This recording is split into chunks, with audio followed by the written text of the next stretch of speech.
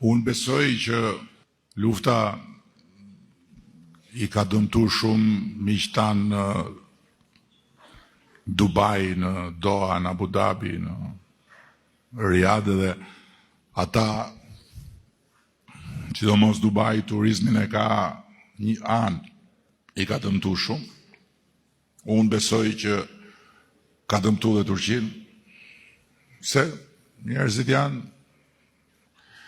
dhe përsëris për fat keq, por kjo unë mendoj do përkthehet në më shumë njerëz që do vinë këtu. Se Shqipëria nuk ka arsye që çfarë do ndikoj këtu.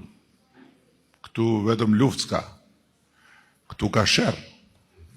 Sa të dush, por luftë jo. Nuk besoj se ka ndikim, përkundrazi unë besoj që ka ndikim pozitiv për ne. Ajo që është frika më e madhe janë çmimet. Edhe nafta, ju e pat vetë si kërceu në momentin që filloi lufta atje. Dhe u bë disa herë që ne kemi plan, tak, na deli gjë tjetër.